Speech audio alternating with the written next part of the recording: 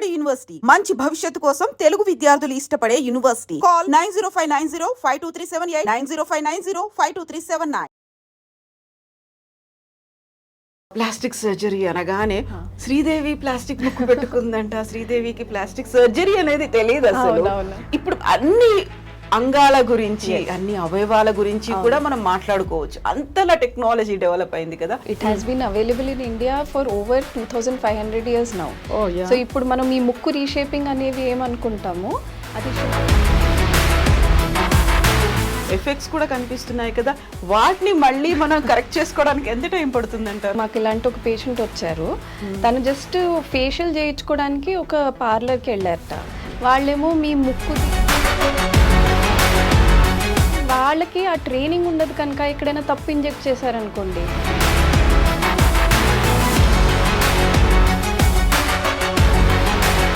Allergies, inspections ఇవన్నీ కూడా ఉంది. వాళ్ళు యూజ్ చేసే మెటీరియల్స్ అయినా నీడిల్స్ అయినా 35-40 years వచ్చింది రావదా, సిస్ట్లు వస్తున్నాయి, లమ్స్ వస్తున్నాయి, బ్రెస్ట్ క్యాన్సర్ వస్తుంది. దీంతో రాకుండా ఉంటాయా, దీంతో ఇంకా ఎక్కువ అవుతాయి? బ్రాండ్ ఒకటే డిఫరెంట్ అనేసి మీరు డబ్బుల కోసం ఏమైనా చీప్ బ్రాండ్లో వాడితే, ఉమెన్ అండ్ మెన్ దేన్ని ఎక్కువ ప్రిఫర్ చేస్తున్నారు, దేనికోసం వస్తున్నారు? సో ఫీమేల్స్ కంటే కూడా మేల్స్ చాలా ఎక్కువ. సో ఫీమేల్స్ ఏ ఫీల్డ్ నుంచి వస్తున్న వాళ్ళు కనిపిస్తున్నారు? సో మోస్ట్లీ అయితే ఇప్పుడు మనకి ఎంటర్టైన్మెంట్ ఇండస్ట్రీ వాళ్ళు వస్తున్నారు. కానీ లాస్ట్ 3 yearsలో యాక్చువల్గా ఇంట్రెస్టింగ్గా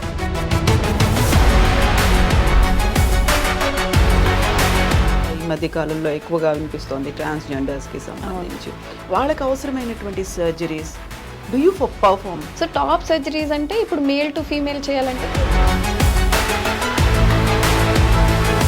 బాటమ్ సర్జరీస్ అనేవి. హలో నమస్తే, నేను కవిత, వెల్కమ్ టు ఐ డ్రీమ్. కళ్ళు, ముక్కు, చెవులు, పెదాలు వీటన్నిటినీ మనం అనుకున్నట్టుగా మార్చుకోవచ్చు. మనకు నచ్చని వాటి రూపుని, ఆకారాన్ని, రంగుని వీటన్నిటినీ మార్చుకునేటువంటి ఫెసిలిటీస్ ప్లాస్టిక్ సర్జరీ మనకు అందిస్తోంది. అయితే వీటన్నిటినీ ప్రతి చోట మేము ఇస్తాము, బొటాక్స్ ఇంజెక్షన్స్ దగ్గర నుంచి అనేటువంటి ప్రకటనలు ఈ మధ్యకాలంలో విపరీతంగా వస్తున్నాయి.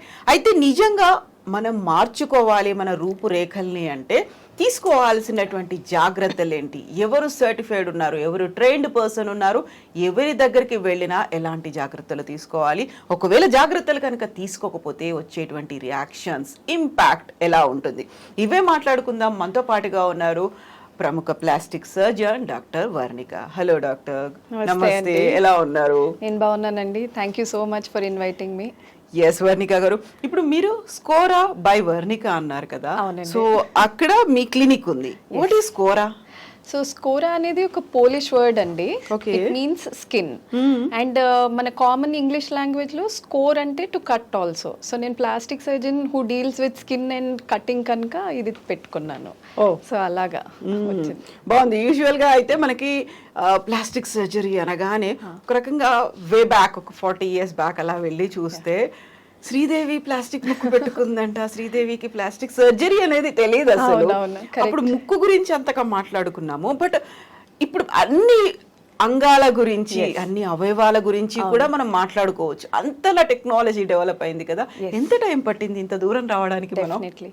సో యాక్చువల్లీ మీకు ఒకటి ఇంట్రెస్టింగ్ మాట నేను చెప్తాను, దట్ ఇది ప్లాస్టిక్ సర్జరీ అనేది రీసెంట్ది కాదు. It has been available in India for over 2500 years now.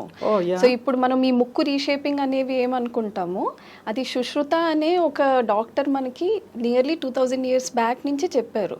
So ఆయన చెప్పే ప్రిన్సిపల్సే మనం ఇప్పటికి కూడా ఫాలో అవుతున్నాం అనమాట.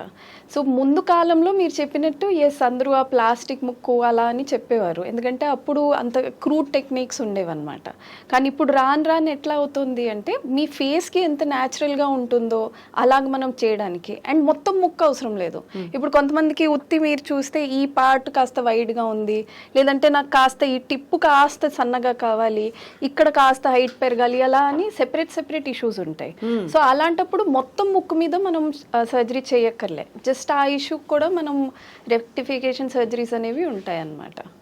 సో అలా అడ్వాన్స్ వచ్చేసరికి ఇప్పుడు మనకి సర్జరీ చేసినా కానీ ఫేస్కి చాలా న్యాచురల్గా కనిపించేటట్టు టెక్నిక్స్ ఉన్నాయి.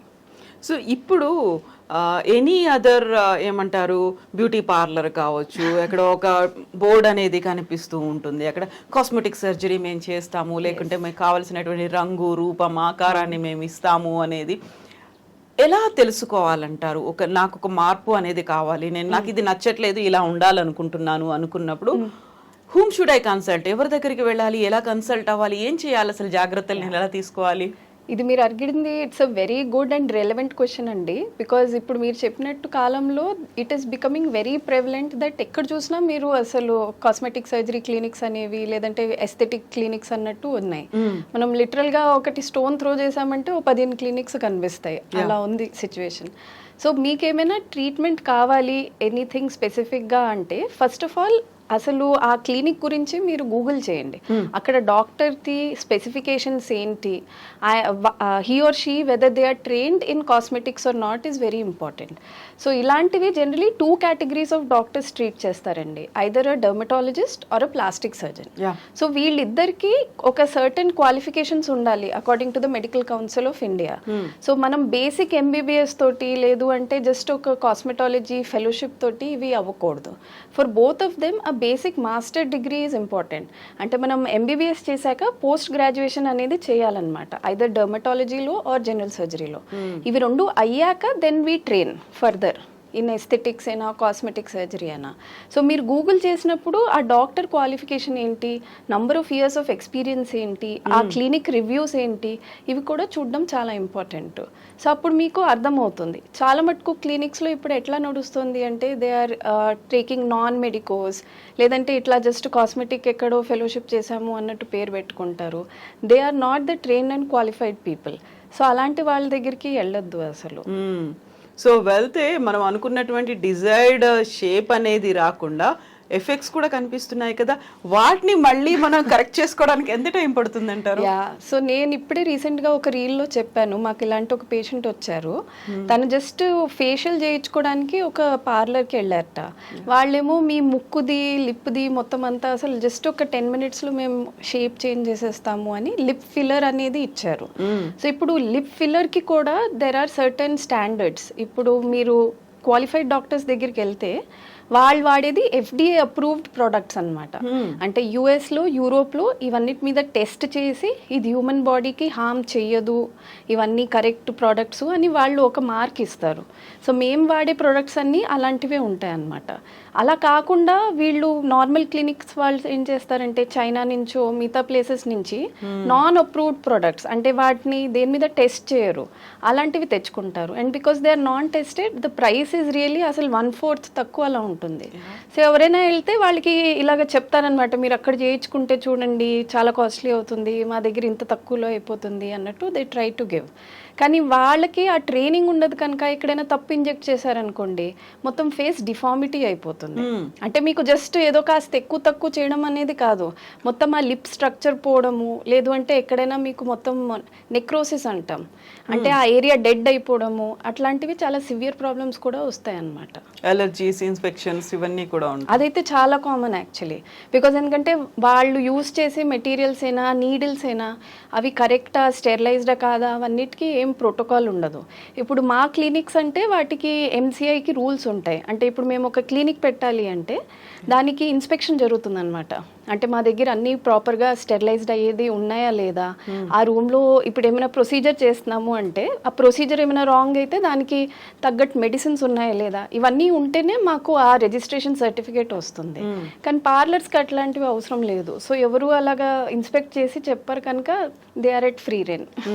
యూజువల్గా అక్కడ వినిపించేటువంటి ఒక మాట బ్రాండ్ తేడా మాత్రమే అండి, మిగతా అంతా సేమ్ టు సేమ్. చూడండి ఇది ఇవే ఉన్నాయి, ఫార్ములా అంతా ఇలాగే ఉంది, బట్ బ్రాండ్ తేడాతో రేట్ ఎక్కువ ఉంటుంది అనే మాట.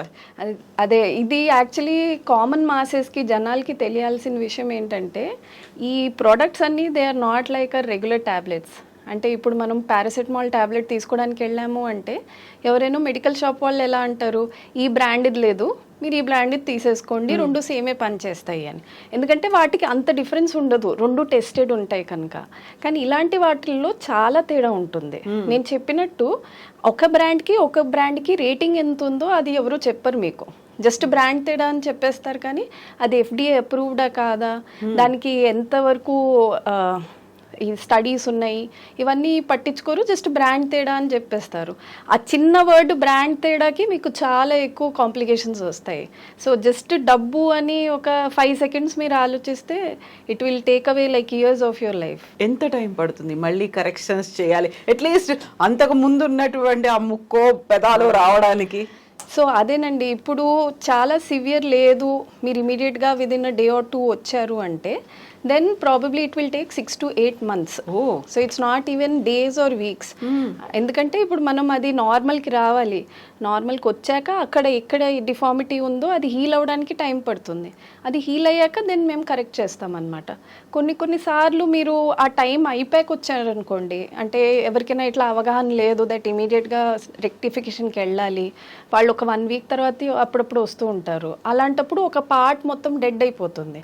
సో దానికి మళ్ళీ రీకన్స్ట్రక్టివ్ సర్జరీస్ అంటాం అనమాట. అంటే ఆ డెడ్ అయిపోయిన పార్ట్ తీసి అక్కడ మళ్ళీ వేరే చోట నుంచి చర్మం వేయడము, ఇలాంటివి ప్రాబ్లమ్స్ అవుతూ ఉంటాయి. అవి ఇంకా మళ్ళీ మీకు లైఫ్ లాంగ్ ఒక స్కార్లా ఉండిపోతుంది. ట్రూ. ఇప్పుడు మనకు బొటాక్స్ కానీ మీరు చెప్పినట్టుగా కట్ చేసి సెట్ చేయడం అనేది ఉంటుంది, దాని ప్లాస్టిక్ సర్జరీ ఇవన్నీ చేసిన తర్వాత లైఫ్ లాంగ్ ఉంటాయా, దానికి మళ్ళీ లిమిటెడ్ పీరియడ్ అలా ఏమన్నా ఉంటుందంటారా? సో దేనికైనా సర్జికల్ నాన్ సర్జికల్ ఆప్షన్స్ ఉంటాయండి. సో నాన్ సర్జికల్ ఆప్షన్స్ ఎప్పుడైనా మీకు లిమిటెడ్ పీరియడ్వే ఉంటాయి. ఎందుకంటే మనకి బాడీకి రియాక్షన్ రాకూడదు. ఇప్పుడు మన బాడీ ఎవ్రీడే చేంజ్ అవుతూ ఉంటుంది. సో అందుకే మనం it is always better not to put anything which is permanent. ఇప్పుడు ఈ బొటాక్స్ అయినా ఫిల్లర్ అయినా మీరు పర్మనెంట్ది పెట్టేశారు, బాడీ ఎవ్రీడే చేంజ్ అవుతుంది అంటే there is always a chance that మీకు ఫ్యూచర్లో వెళ్ళాక అక్కడ ఎలర్జిక్ రియాక్షన్స్ రావడమైనా ఏమైనా ప్రాబ్లమ్స్ అయినా వస్తాయి. So most of the products which are non surgical generally అవి మీకు షార్ట్ టర్మ్వే ఉంటాయి అన్నమాట. సో మ్యాక్సిమం 2.5 years వచ్చేవి అంతవే ఉంటాయి, దానికంటే మీకు లైఫ్ టైం అన్నట్టు ఉండదన్నమాట. సర్జికల్ అనేది మనం మాన్యువల్గా చేస్తాం కనుక ఎక్కడ మీకు ఎంత అవసరము, మీకు టిష్యూ ఎక్కడ తీయాలి, ఎక్కడ యాడ్ చేయాలి అది మనం చూసి చేస్తాం కనుక most of the surgeries are lifetime. కానీ అప్పటికి కూడా మన బాడీ కొంత చేంజ్ అవుతూ ఉంటుంది కనుక కొన్ని ప్రొసీజర్స్లో మీకు ఫాలో అప్ అనేది చాలా ఇంపార్టెంట్. సో ఎంత డ్యూరేషన్తో ఫాలోఅప్లు అనేది పెట్టుకోవాలి? సో ఇప్పుడు జనరలీ బ్రెస్ట్ సర్జరీస్ ఉన్నాయనుకోండి, అలాంటి వాటికి ఫస్ట్ 1-2 monthsలో మీకు కాస్త ఎక్కువ ఉంటాయి. అది అయిపోయాక మీరు 6 monthsకి ఒకసారి 8 monthsకి ఒకసారి జస్ట్ ఒకసారి వచ్చి కనిపించి వెళ్ళిపోతూ ఉంటే సరిపోతూ ఉంటుంది అనమాట. సో మేము జస్ట్ ఏం చూస్తామంటే ఆ టైంలో ఏమైనా బ్రెస్ట్లో మళ్ళీ ఏమైనా వచ్చాయా ప్రాబ్లమ్స్, లేదంటే మీకు ఏజ్ అవుతున్న కొద్దీ అంటే 50+ అవుతున్న కొద్దీ మీకు మెనోపాజ్ చేంజెస్ ఇవన్నీ వస్తున్నప్పుడు అప్పుడు బ్రెస్ట్ ఏమైనా మారుతున్నాయా, వాటికి ఏమైనా మెడికేషన్ కావాలా, అలాంటి వాటికి వి విల్ హెల్ప్ యూ. ఇప్పుడు ఈ మధ్యకాలం మీరు చెప్పినట్టుగా బ్రెస్ట్ ఇంప్లాంట్ కాకపోతే బ్రెస్ట్ ఎన్లార్జ్మెంట్, బ్రెస్ట్ రిడక్షన్ ఇలాంటివన్నీ చేసినప్పుడు ఈ మధ్యన విపరీతంగా వినిపిస్తోంది 35-40 years వచ్చిన తర్వాత సిస్ట్లు వస్తున్నాయి, లంప్స్ వస్తున్నాయి, బ్రెస్ట్ క్యాన్సర్ వస్తుంది. దీంతో రాకుండా ఉంటాయా, దీంతో ఇంకా ఎక్కువ అవుతాయి, ఎలా ఉంటుంది? So again same thing, brand ఒకటే డిఫరెంట్ అనేసి మీరు డబ్బుల కోసం ఏమైనా చీప్ బ్రాండ్లో వాడితే వాటితో బాడీకి రియాక్షన్స్ వచ్చేది వెరీ కామన్ ఇష్యూ అండి. కానీ యాక్చువల్గా అయితే బ్రెస్ట్ ఇంప్లాంట్స్ ఏముంటాయో అవి చాలా సెన్సిటివ్గా కేర్ఫుల్గా ప్రొడ్యూస్ చేస్తారు. మేము చేసే సర్జరీస్ అన్నిట్లోకి ఇంప్లాంట్స్ అనేవి something that we do very carefully. అంటే ఆ సర్జరీ చేస్తున్నప్పుడు కూడా దానికి ఒక ప్రోటోకాల్ ఉంటుందన్నమాట. దట్ అది చాలా ఏసిప్టిక్గా బాడీకి అసలు ఇన్ఫెక్షన్ రాకుండా ఎంత తక్కువ టైంలో ఎంత కరెక్ట్గా పెట్టగలుగుతామో అలా ఉంటుంది ప్రోటోకాల్. సో అలా ఫాలో అయితే మీకు దాంతో రిలేటెడ్ ప్రాబ్లమ్స్ అనేవి రావన్నమాట. So again as I said, మీరు ఇయర్లీ ఫాలోఅప్లో ఉన్నారు అంటే ఇన్ కేస్ 1% ఏమైనా ఇష్యూస్ వచ్చాయి ఇట్లా అంటే మీకు ఏమైనా బ్రెస్ట్ సాగింగ్గా రావడం, లేదంటే ఏమైనా హార్డెన్ కావడం, ఇలాంటివన్నీ we can get to know within that period మీరు వచ్చి చూపించుకుంటుంటే. యూజువల్గా ఒక ఫ్యామిలీ హిస్టరీలో ఏమన్నా బ్రెస్ట్ క్యాన్సర్ ఉంది అనుకుంటే రెగ్యులర్ స్క్రీనింగ్ స్క్రీనింగ్స్ అనేవి చేయించుకుంటారు. ఒకవేళ ఇప్పుడు మీరు చెప్పినట్టుగా సిలికాన్ ఇంప్లాంట్ ఇంకోటి ఏదో పెట్టించుకున్న తర్వాత అది అవాయిడ్ చేస్తుందా క్యాన్సర్ని ఇలాంటి రాకుండా? లేదు, రెండిటికి అయితే రిలేషన్ ఉండదు. అంటే సిలికాన్ ఇంప్లాంట్ పెట్టించుకున్నారు అని మీకు క్యాన్సర్ ఛాన్సెస్ పెరిగిపోవు, అలా అని మీరు ఇంప్లాంట్ పెట్టించుకున్నారు అని క్యాన్సర్ ఛాన్సెస్ తగ్గిపోవడం అనేది ఉండదు అనమాట. సో రెండు separate. So if there is a history of breast cancer, అలాంటి వాళ్ళని ఇంకా కాస్త ఎక్కువ ఫాలోఅప్కి రమ్మంటాం. సో ఇయర్లీ వన్స్ కాకుండా 6 monthsకి ఒకసారి వచ్చి చూపించుకుంటూ ఉంటారనమాట అలాంటి వాళ్ళు. సో ఇప్పుడు ప్లాస్టిక్ సర్జరీ చేయించుకున్నారు, మీరు చెప్పినట్టుగా అది సర్జికల్, దానికి ఎంత కాలం ఉంటుంది? దానికి కూడా లైఫ్ టైం అనేది ఉంటుందా? టిల్ మనం చనిపోయే వరకు అది అలాగే ఉంటుందంటారా, మారుతుందా షేప్? డెఫినెట్లీ అలానే ఉంటుందండి. 90% మేము ఎట్లా పెడతామో అలానే ఉంటుంది. కానీ again as a said, body change అవుతూ ఉంటుంది కనుక అందరికీ వేరేగా ఉంటుందన్నమాట. ఇప్పుడు కొంతమంది సడన్గా వాళ్ళ 50sలో చాలా వెయిట్ గెయిన్ అవుతారు, కొంతమంది ఓల్డ్ అవుతున్న కొద్దీ చాలా వెయిట్ లాస్ అవుతారు. సో అలాంటి వాళ్ళల్లో ఏమవుతుంది అంటే, మనం చేసిన దానికి మొత్తం చేంజ్ అవ్వదు, కానీ కాస్త ఒక 5 to 10% ఇక్కడ అక్కడ అపియరెన్స్ మారుతుంది. అదే, బట్ రీసర్జరీ అనేది అవసరం పడదు. సో ఇప్పుడు మీరు మీ అబ్జర్వేషన్లో చూసినప్పుడు విమెన్ అండ్ మెన్ దేన్ని ఎక్కువ ప్రిఫర్ చేస్తున్నారు, దేనికోసం వస్తున్నారు? రీసెంట్గా నేను చదివిన దాంట్లో అయితే ఒక దాంట్లో వెరీ రీసెంట్ సర్వే చూస్తే men are preferring only hair transplantation, అది మాత్రమే చూస్తున్నారు, విమెన్ మాత్రం మిగతా అంతా చూస్తున్నారు. నిజంగానేనా? సో ఇప్పుడు ఒక సర్వే అయిందనమాట, దట్ లాస్ట్ 2-3 yearsలో కోవిడ్ తర్వాత ఏం ఎక్కువ చేయించుకుంటున్నారు అంటే males liposuction, hair transplantation. Okay, అంటే పోస్ట్ కోవిడ్ ఇప్పుడు అందరూ చాలా అవేర్ అయిపోయారు, కాన్షియస్ అయిపోయారు దట్ ఇక్కడ లవ్ హ్యాండిల్స్ ఉండకూడదు, ఆ చిన్న బొజ్జి ఉండకూడదు, ఆ 6 packs యాబ్స్ ఉండాలి అని. సో ఫీమేల్స్ కంటే కూడా మేల్స్ చాలా ఎక్కువ లైపోసెక్షన్ మీద they are very interested. And hair loss అనేది ఎప్పటికీ ప్రాబ్లమే కనుక వాళ్ళది హెయిర్ ట్రాన్స్ప్లాంటేషన్, హెయిర్ రిలేటెడ్ ఇంకేమైనా ఉంటే వాటికి దే ఆర్ ఆప్టింగ్ మోర్. అదే ఫీమేల్స్ అనుకోండి, ఫీమేల్స్కి ఇలా బ్రెస్ట్ సర్జరీస్, తర్వాత ఏమో పోస్ట్ డెలివరీ మామీ మేకోవర్స్ అంటాము. ఎందుకంటే డెలివరీ అయ్యాక చాలా మందికి ఒక 2-3 yearsకి స్టమక్ సాగింగ్ మార్క్స్ రావడము, బ్రెస్ట్ సాగ్ అవ్వడము, ఇలాంటివన్నిటితో వాళ్ళకి చాలా ప్రాబ్లమ్స్ ఉంటాయి. ఎందుకంటే బిఫోర్ ప్రెగ్నెన్సీ చాలా ఫిట్ ఉంటారు చాలామంది, ప్రెగ్నెన్సీ అయ్యాక బ్రెస్ట్ ఫీడింగ్ చేసి ఆ హార్మోనల్ ఫ్లక్చుయేషన్స్ మూలంచి కడుపు చాలా లూజ్ అయిపోతుంది వాళ్ళకి. So regular day to day లైఫ్లో ఇబ్బంది చాలా ఉంటుంది. అంటే బట్టలు ఫిట్ అవ్వవు, ఎండాకాలంలో అక్కడ ఇచ్చింగ్ అవన్నీ రావడము, లేదంటే బ్రెస్ట్ కింద మీకు అల్సర్స్ లాగా చిన్న మరకల్లాగా రావడము, ఇవన్నిటితో చాలా ప్రాబ్లం ఉంటుంది. సో ఫీమేల్స్ అలాంటిది బ్రెస్ట్ అండ్ అబ్డామిన్ సర్జరీస్ ఎక్కువ చేయించుకుంటారు అన్నమాట.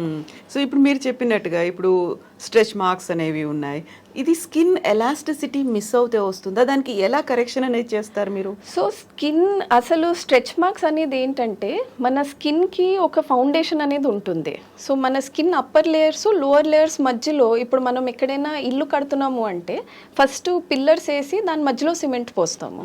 సో సేమ్ మన స్కిన్కి కూడా అట్లానే పిల్లర్స్ ఉంటాయి. సో ఎప్పుడైనా అది చాలా ఎక్కువ స్ట్రెచ్ అయిపోయింది అనుకోండి, ఆ ఏరియాలో మొత్తం పిల్లర్స్ పోయి స్కిన్ చినిగిపోయినట్టు అవుతుంది అనమాట. So there will be a gap. And మళ్ళీ స్కిన్ దగ్గరికి వస్తే ఆ గ్యాప్ ఫిల్ చేయడానికి ఏముండదు కనుక మీకు అలా స్ట్రెచ్ మార్క్ అనేది కనిపిస్తుంది. సో ఇప్పుడు ఆ గ్యాప్ ఫిల్ చేయాలంటే మళ్ళీ కింద నుంచి మీకు ఆ ఫౌండేషన్ మెటీరియల్స్ రావాలన్నమాట. సో ఎప్పటికైనా స్ట్రెచ్ మార్క్స్ అనేవి మేము గ్రేడ్ చేస్తాం. సో లో గ్రేడా, మోడరేటా, వెరీ హై గ్రేడా అని. సో లో గ్రేడ్ వాటికి ఎస్ దేర్ ఆర్ ట్రీట్మెంట్స్. మనం మైక్రో నీడ్లింగ్ చేసుకోవచ్చు, పిఆర్పి ఇంజెక్షన్స్ ఇచ్చుకోవచ్చు, CO2 లేజర్స్ అనేవి ఉంటాయి, ఇట్లా చాలా ఉంటాయి అన్నమాట. సో వాటితో కూడా మీకు ఇమీడియట్గా రెస్పాన్స్ వచ్చి within like 2 to 3 sittings you can see a difference. But అదే మోడరేట్ టు హై గ్రేడ్ ఉన్నాయనుకోండి, అలాంటివి అపియరెన్స్లో ఒక 50% ఇంప్రూవ్ అవుతాయేమో, కానీ 100% పోవడం కాస్త కష్టం. సో అందుకే when it comes to stretch marks మేము ఎప్పుడు చెప్పేది ఏంటంటే prevention is the best answer అని. సో మీరు ప్రెగ్నెన్సీ అప్పుడైనా, లేదంటే మీరు ఏమైనా చాలా వెయిట్ గెయిన్ అవుతూ మీకు అనిపిస్తుంది స్ట్రెచ్ మార్క్స్ వస్తున్నాయంటే, మీరు ఇమీడియట్గా కొన్ని టిప్స్ ఫాలో అయితే అవి రాకుండా you can prevent it. First ఏంటంటే ఆయిల్, మీరు ఏదైనా any common oil, coconut oil అయినా, లేదంటే మన మస్టర్డ్ ఆయిల్ అయినా, అవకాడో ఆయిల్ అయినా, ఏదైనా తీసుకుని ఎవ్రీడే మసాజ్ చేసుకోవాలి. Okay, everyday. సెకండ్ ఇస్ స్నానం చేశాక మాయిశ్చరైజింగ్. సో మీరు ప్రెగ్నెంట్ ఉన్నారు, చాలా ఎక్కువ స్కిన్ స్ట్రెచ్ అవుతుందంటే మార్నింగ్ అండ్ ఈవినింగ్ ఒక మంచి హై డెన్సిటీ మాయిశ్చరైజర్ వాడాలి. థర్డ్ థింగ్ ఏంటి అంటే, మీరు డ్యూరింగ్ దీస్ పీరియడ్స్ కాస్త ఎక్సర్సైజ్ లాగా అంటే ఇలాస్టిసిటీ మెయింటైన్ చేయడానికి బేసిక్ ఎక్సర్సైజెస్ చేస్తే మీకు ఆ బాడీలో ఆ ఫ్లెక్సిబిలిటీ ఇలాస్టిసిటీ మెయింటైన్ అవుతుంది అనమాట. ఇలాంటివి. సో వెరీ రీసెంట్గా వచ్చినటువంటి ఒక న్యూస్, హెయిర్ ట్రాన్స్ప్లాంటేషన్. చాలా మంది బాల్డ్ హెడ్ ఉన్న వాళ్ళు అక్కడికి వెళ్ళారు, ఆ తర్వాత అక్కడ ఏదో రాసేశారు, ఆ తర్వాత అది ఎలర్జీ వచ్చింది, ఏమైంది అనేది తెలీదు అని. హెయిర్ ట్రాన్స్ప్లాంటేషన్కి యూజువల్గా టర్కీలో ఒక ప్లేస్ ఉంది, ఆ ఫ్లైట్లో వెళ్ళే వాళ్ళందరూ అలా బాల్డ్ హెడ్తో ఉంటారని బోల్డ్ అని ఫొటోస్ అవన్నీ కూడా ఎక్కువగా సర్క్యులేట్ అవుతుంటాయి. But this is the very first time ఇంతమంది మన దగ్గర కూడా ఉన్నారా, ఇలా వెళ్ళిపోయారా అనేది. 100 రూపీస్కే ఆయిల్ రాయడం ఇవన్నీ అంటే యాక్చువల్గా ఏం జరుగుతుంది? హెయిర్ ట్రాన్స్ప్లాంటేషన్ అంటే ఏం చేస్తారు మీరు? సో ఇప్పుడు యాక్చువల్లీ ఈ ప్రాబ్లం గత లాస్ట్ 5 to 7 yearsలో చాలా ఎక్కువ అవుతుంది అని మేము చూస్తున్నాం. It can be because of environment. ఇప్పుడు పొల్యూషన్ పెరుగుతుంది, మనం తినే ఫుడ్స్లో ఇప్పుడు చాలా మటుకు పెస్టిసైడ్స్ పెరుగుతున్నాయి, వాటర్ కూడా హార్డ్ అవుతుంది, సో అండ్ స్ట్రెస్ లెవెల్స్ పెరుగుతున్నాయి. సో ఇవన్నీ కాంబినేషన్ తోటి హెయిర్ లాస్ చాలా ఎక్కువ పెరిగింది. ఇప్పుడు అదే మీరు మన fathers generation or grandfathers జనరేషన్లో చూస్తే వాళ్ళు 45-50 వచ్చే వరకు కూడా వాళ్ళకి జుట్టు ఉండేది. అది ఇప్పుడు కంపేర్ చేస్తుంటే యంగర్ జనరేషన్లో పాపం 20sకే వాళ్ళకి జుట్టు పోవడం స్టార్ట్ అయిపోతుంది. So that is becoming a very big issue. Because hair అనేది ఎవరికైనా సెల్ఫ్ ఇమేజ్కి చాలా ఇంపార్టెంట్, ఎస్పెషలీ మేల్స్కి. సో హెయిర్ పోయింది అంటే పెళ్ళిళ్ళు అవ్వడం కష్టమవుతున్నాయి, జాబ్స్ రావడం కష్టమవుతున్నాయి. సో అందరికీ అదొక చాలా పెద్ద ఇంపార్టెంట్ ప్రాబ్లం లాగా అనిపిస్తుంది. సో ఎవరైనా ఇప్పుడు సింపుల్ సొల్యూషన్ ఉంది, మీరు వచ్చి ఆయిల్ రాసుకోండి అని చెప్తుంటే అందరూ పరిగెత్తుకుంటూ అక్కడికి వెళ్ళిపోతున్నారు. అది పనిచేస్తుందా లేదా అనేది తర్వాత, అట్లీస్ట్ సొల్యూషన్ ఉంది కదా అని దే ఆర్ గోయింగ్. బట్ యాక్చువల్గా అసలు first you should go to either a dermatologist or plastic surgeon. ఎందుకంటే అందరికీ hair transplantation is not a solution. First అసలు ఇవాల్యుయేట్ చేసుకోవాలి. ఇప్పుడు మనం హెయిర్ ట్రాన్స్ప్లాంటేషన్ చేయాలంటే ఫస్ట్ వాళ్ళని చూసి హెయిర్ లాస్కి గ్రేడ్స్ ఉంటాయి. సో గ్రేడ్ 1 to 4 అనేవి ఉంటాయన్నమాట. 1 to 2లో ఉన్నారు అంటే ఇంకా starting of hair loss. So non surgical options కూడా ఉంటాయి వాళ్ళకి, ఇట్లా పిఆర్పి లేదంటే మైక్రో నీడ్లింగ్ ఇలాంటివి చాలా చాలా ఉంటాయి అన్నమాట. అది రావట్లేదు, వాళ్ళ గ్రేడ్ 3 దాటారు అంటేనే మేము హెయిర్ ట్రాన్స్ప్లాంట్ చెప్తాం. సో ఆ హెయిర్ ట్రాన్స్ప్లాంట్లో కూడా ఎట్లా అంటే వాళ్ళకి ఎన్ని డోనర్ హెయిర్స్ ఉన్నాయి, సో హెయిర్ బ్యాక్ సైడ్ ఎక్కడ ఉంటుందో మెయిన్గా అక్కడ చూడాలి. వాళ్ళకి అక్కడ కూడా హెయిర్ తక్కువ ఉందనుకోండి, మనం హెయిర్ ట్రాన్స్ప్లాంట్ అనేది చేయలేము. సో ఆ వెనకాతలు ఉన్న హెయిర్స్ని తీసి దాన్ని మళ్ళీ సెగ్రిగేట్ చేసి మనం ఫ్రంట్లో పెడతాం. That is the basis of hair transplantation. Hair weaving ఏంటి మరి? హెయిర్ వీవింగ్ అంటే ఇట్ ఈస్ మోర్ లైక్ మనం విగ్స్ అవన్నీ పెట్టుకుంటాం కదా, artificial hair. So artificial hairs వేరే వేరే సోర్సెస్ నుంచి తీసుకుని వాటిని ఒక ఫౌండేషన్ దాని మీద వాళ్ళు వీవ్ చేస్తారనమాట. అంటే ఇప్పుడు మనం స్వెట్టర్స్ అవన్నీ ఎట్లా కుట్టుకుంటాం, మీరు చూసుంటారు చాలా మటుకు స్వెట్టర్స్కి ఫర్స్ అట్లాంటివి ఉంటాయి కదా. సో అలా ఒక థిన్ లేయర్ షీట్ మీద అలాంటివన్నిటిని వీవ్ చేస్తారు. దాన్ని మళ్ళీ మనం హెయిర్ మీద మొత్తం అంతా స్కాల్ప్ మీద హెయిర్ తీసేసి ఒక ఎడేసివ్ తోటి దాన్ని అంటించి పెడతారనమాట. అండ్ చుట్టుపక్కల ఉన్న హెయిర్కి దాన్ని టైట్గా కట్టేస్తారు. సో చూడ్డానికి మీకు ఎట్లా అనిపిస్తుంది అంటే అది సేమ్ న్యాచురల్ హెయిర్లో బ్లెండ్ అయిపోయింది కదా అన్నట్టు అని. బట్ దాంతో కూడా వచ్చే ఇష్యూస్ ఏంటంటే ఇవన్నీ మీ నేటివ్ హెయిర్ కాదు, artificial hairs at the end of the day. So కొన్ని రోజుల తర్వాత అది వీవ్ ఏమైనా పాడైపోయినా, దానికి ఇన్ఫెక్షన్ వచ్చినా కానీ, లేదు అంటే కలర్ మ్యాచ్ రాకపోతుంటే మళ్ళీ మీరు మార్చుకోవాల్సి వస్తూ ఉంటుంది. సో బోళ్ళని కష్టాలు అయితే ఉన్నాయి. కొప్పున్నమ్మ జుట్టున్నమ్మ ఏ కొప్పేసుకున్నా బాగుంటుంది అని, కాకపోతే జుట్టు లేకపోతే వచ్చేటువంటి కష్టాలు ఇవి. కాబట్టి దానికి బోళ్ళని ఏమంటారు ఓవర్కమ్ అవ్వడానికి ఏం చేయాలనే ప్రయత్నాలు ఇవన్నీ ఉంటాయి. ఇప్పుడు పర్టికులర్గా మనం ఫేస్కి సంబంధించి చూసుకుంటే జా లైన్ అనేది ఇంతకుముందు అన్ని రకాల మొహాలు కనిపించాయి, ఇప్పుడు అలా కనిపించట్లేదు కదా. అలా కోల మొహం సన్నగా ఉంటే బాగుంటుంది, జా లైన్ కూడా కట్ చేసుకోవాలి. ఎంత టైం పడుతుంది దానికి? మీకు కావాలంటే 15 minutesలో కూడా చేయొచ్చు, లేదంటే 3 hours కూడా చేయొచ్చు. ఓకే. సో జా లైన్ సర్జరీస్కి యాక్చువల్లీ మనకి సేమ్ సర్జికల్ నాన్ సర్జికల్ ఉంటాయన్నమాట. అండ్ మీకు ఇప్పుడు ఒకటి ఇంట్రెస్టింగ్ ఫ్యాక్ట్ చెప్తా, దట్ ఇప్పుడు జా లైన్ ఒక ఈ జనరేషన్కి ఇలా బాగుంటుంది అనేది ట్రెండ్స్ డిసైడ్ చేస్తాయి. సో ఇప్పుడు మీరు చూస్తే పాతకాలంలో సావిత్రి గారు వీళ్ళందరిది ఫేస్ చాలా బాగుంది, అది కాస్త రౌండ్గా అలా చబ్బీగా ఉంటే బాగుంటుంది అన్నట్టు ఉండేది. దాని తర్వాత నెక్స్ట్ గ్రూప్ ఆఫ్ వాళ్ళు వచ్చారు. సో రేఖాలాగా లేదంటే శ్రీదేవి లాగా మీరు చెప్పినట్టు ముక్కు స్ట్రేట్గా ఉండి చిన్న లోపలగా ఉంటే అలా బాగుంటుంది అని. ఇప్పుడు కొత్త ట్రెండ్ ఏంటి, చిన్న ఫేస్ ఉండాలి. అంటే ఇప్పుడు మీరు కొరియన్ డ్రామాస్ అయినా లేదంటే అన్నిట్లో చూస్తుంటే అందరికీ చిన్నగా క్యూట్ ఫేస్ ఉండాలి, ఎలాంగేటెడ్ ఫేస్ ఉండాలి అంటారు. సో అలాంటప్పుడు జా లైన్ చాలా ఇంపార్టెంట్ అయిపోతుంది. సో నాన్ సర్జికల్ ఆప్షన్స్ ఇలాగ 15-20 మినిట్స్లో చేసేవి ఏంటంటే బోటాక్స్ అండ్ ఫిల్లర్స్ ఉంటాయి అన్నమాట. సో మెయిన్గా మ్యాసెటర్ బోటాక్స్ అనేది ఇస్తాం మేము. అంటే మీకు ఇక్కడ జా దగ్గర ఉన్న మసిల్ అన్నమాట. ఇప్పుడు మనం తినేటప్పుడు ఇలా గట్టిగా అంటే మీకు ఇక్కడ ఫీల్ అవుతూ ఉంటుంది. సో దీని మూలాంచి ఏమవుతుందంటే మన ఫేస్ విడ్త్ చాలా బ్రాడ్గా కనిపిస్తుంది. సో అక్కడ మనం బోటాక్స్ ఇస్తే ఆ ఏరియా దగ్గరికి వచ్చి మీ ఫేస్ ఎగ్జాక్ట్గా ప్రపోర్షనేట్గా ఉంటుంది. అది కాకుండా ఈ చిన్ బ్యాలెన్స్ చేయడానికి చిన్కి మనం ఫిల్లర్స్ ఇవన్నీ ఇవ్వచ్చు అనమాట. సో ఇవన్నీ చాలా క్విక్ లంచ్ టైం ప్రొసీజర్స్. వస్తారు, చేయించుకుని ఇమీడియట్గా వెళ్ళిపోతారు. దానికి రికవరీ కూడా అంతేముండదు, డౌన్ టైం కూడా ఏముండదు అనమాట. సో ఇలాంటివి దీస్ ఆర్ వెరీ ఈజీ. ఇది కాకుండా ఇంకోటి ఏంటంటే ఇప్పుడు కొత్తగా వస్తుంది హైఫు అని, హై ఇంటెన్సిటీ ఫ్రీక్వెన్సీ అల్ట్రాసౌండ్ అనమాట. సో ఆ ఫోకస్ చేసి అల్ట్రాసౌండ్ని స్పెసిఫిక్ ఏరియాస్లో మనం ఎనర్జీ ఇస్తాము. సో అదేం చేస్తుందంటే లోపలికి వెళ్ళి టైటన్ చేస్తుంది. సో మీకు ఇమీడియట్గా రిజల్ట్స్ రావు, కానీ over period of 3 to 4 months ఆ జా లైన్ దగ్గర ఉన్న టిష్యూస్ ఏముంటాయో ఇవన్నీ ఈ ఏరియావి ఇవన్నీ టైటన్ అవుతాయి అన్నమాట. సో మీరు సైడ్ ప్రొఫైల్ నుంచి చూస్తే అట్లాగా ఒక రైట్ యాంగిల్లో రావడానికి that is very important. Surgery అంటే ఏం చేస్తారు మరి అప్పుడు? సర్జరీలో కూడా మల్టిపుల్ ఆప్షన్స్ ఉంటాయి. ఒకటి ఏంటంటే ఇక్కడ చిన్న ఇంప్లాంట్ అని పెడతాం, అది కూడా ఒక సిలికాన్ ఉంటుంది, దాంతో డైరెక్ట్గా మీకు ప్రొజెక్షన్ వచ్చేస్తుంది. అది కాదు అంటే మనం ఒక నెక్ లిఫ్ట్ అనేది ఉంటుంది. ఇప్పుడు మీరు చూడండి చాలా మందికి డబుల్ చిన్ లాగా ఉంటుంది, ఏజ్ అవుతున్న కొద్దీ స్కిన్ చాలా సాగ్ అయిపోతుంది. సో ఆ స్కిన్ని ఇక్కడ టక్ చేసి సో దట్ మనం సైడ్ యాంగిల్ నుంచి చూస్తే మీకు ఇట్లాగా రైట్ యాంగిల్ డెఫినేషన్ వస్తే బాగుంటుంది అని. అది కాకుండా ఒకటి ఏంటి అంటే మనం we can also do we line surgeries. అంటే ఇప్పుడు ఫీమేల్స్కి ఇది చాలా కామన్, ఇలా బ్రాడ్గా ఉన్న వాళ్ళకి ఫేస్కి మీరు చూసుంటారు. అలాంటి వాళ్ళకి ఏం చేస్తామంటే ఈ మ్యాండిబుల్ని రీకన్స్ట్రక్ట్ చేస్తామన్నమాట. ఆ బ్రాడ్గా ఉన్న మ్యాండిబుల్ని దగ్గరికి తెచ్చి we make it sharper. So అక్కడ బోన్ని అలా తీసేయడం అలాంటిది ఏమైనా చేస్తారా? కట్ చేయడం? జస్ట్ షార్పెన్ చేస్తాం, తీసేమేమి జస్ట్ కాస్త చెక్కినట్టు వేరెవర్ ఇట్ ఈస్ మోర్ అక్కడ కాస్త బోనీ ఏరియాని చెక్కుతాం అంతే. సో దీనికి ఎంత టైం పడుతుంది? దీనికి అట్లీస్ట్ 2 to 3 hours పడుతుంది. బికాజ్ ఇవన్నీ చాలా microscopic and minute surgeries.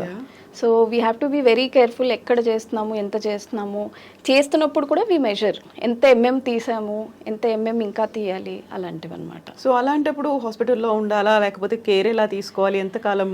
So surgery jaw line related ఇప్పుడు చిన్న ఇంప్లాంట్ ఉందనుకోండి, మీకు 1 weekలో రికవరీ అయిపోతుంది. సో ఆ 1 weekలో జస్ట్ సాఫ్ట్ ఫుడ్ తినమంటాము, after that you're normal. But ఇలాంటివి ఏమైనా మిగతా సర్జరీస్ లైక్ నెక్ లిఫ్ట్ చేస్తున్నాము, లేదంటే జా ఏమైనా చెక్కుతున్నాము అంటే అట్లీస్ట్ ఒక 2 to 3 weeks you should be careful. అంటే అక్కడ ఏమీ మళ్ళీ తాకకూడదు, మీరేమి అక్కడ క్రీమ్స్ ఆయింట్మెంట్స్ అవన్నీ పెట్టుకోకూడదు, కాస్త తినేటప్పుడు కూడా చాలా హార్డ్ సబ్స్టెన్సెస్ తినకూడదు. So you have to be careful. హాస్పిటల్లో కూడా ఇలాంటి సర్జరీస్కి you have to stay at least for 2 to 3 days. 2 days అయిపోయాక if you are fine, swelling లేదు, మీరు ఓన్గా తినగలుగుతున్నారు, ఎక్కువ పెయిన్ లేదు అంటే డిశ్చార్జ్ చేస్తాం. ఇప్పుడు ఏదైనా మనకు ఫ్యాషన్ అనేది ఒక సైకిల్ లాగా ఉంటుంది. ఇప్పుడు మీరు చెప్పినట్టుగా ట్రెండ్ అనేది చాలా క్యూట్ ఫేస్, చాలా చిన్న ఫేస్, మళ్ళీ 4-5 ఏళ్ళు గడిచిపోయాయి, అట్లీస్ట్ ఒక 10 years తర్వాత మళ్ళీ ఒక రౌండ్ ఫిగర్, ఇలా చంద్రబింబం లాంటి మొహం మనం గతంలో సావిత్రి గారు చూసినట్టుగా అనుకుంటే అప్పుడు ఏం చేస్తారు? ఇప్పుడు ఇలా కట్ చేసిన ఫేస్ ని మళ్ళీ బొటాక్స్ ఫిల్లర్స్ పెడతారు, ఎలా ఉంటుంది? సో అందరికీ ఏజ్ అవుతున్న కొద్దీ అడ్వాంటేజ్ ఏంటంటే మనకి టిష్యూస్ కాస్త థిక్ అవుతూ ఉంటాయి అన్నమాట. సో మీరు ఒక్కసారి ఒక ప్లాస్టిక్ సర్జరీ చేయించుకున్నారు అంటే దానికి ఫ్యూచర్లో మనం ఎక్కువ మళ్ళీ మార్చము. మీ ఫేసే ఆ టైంకి ఎంత ఏజ్ అవుతుందో చూసి దాన్ని బట్టి మనం ఏమేమి కావాలో అది చేస్తాం. సో ఎప్పుడైనా సర్జరీ చేసే ముందు కూడా పేషెంట్కి కౌన్సిలింగ్ ఇచ్చేది ఇంపార్టెంట్ అదే అనమాట. దట్ ట్రెండ్ ప్రకారం మనం సర్జరీ చేయట్లే, మీ ఫేస్కి ఏది కరెక్ట్ సూట్ అవుతుందో అది చేస్తున్నాం. ఎందుకంటే మీరు చెప్పినట్టు ఇప్పటి నుంచి ఇవాళ మీరు సర్జరీ చేయించుకున్నారంటే ఇవాళ నుంచి 5 years, ఇవాళ నుంచి 10 years, 20 years తర్వాత మీ ఫేస్ ఎలా ఏజ్ అవుతుందో మనం దాన్ని బట్టి ఇవ్వాలి. ఇప్పుడు ట్రెండ్ ఉంది కదా అని ఒక చిన్న ముక్కు ఇచ్చేసామనుకోండి, వాళ్ళకి 10 years తర్వాత అది సూట్ అవ్వకపోతే it is not reversible. So అందుకే we have to be very careful about మనం ఏం చేయించుకుంటున్నాము అనేది.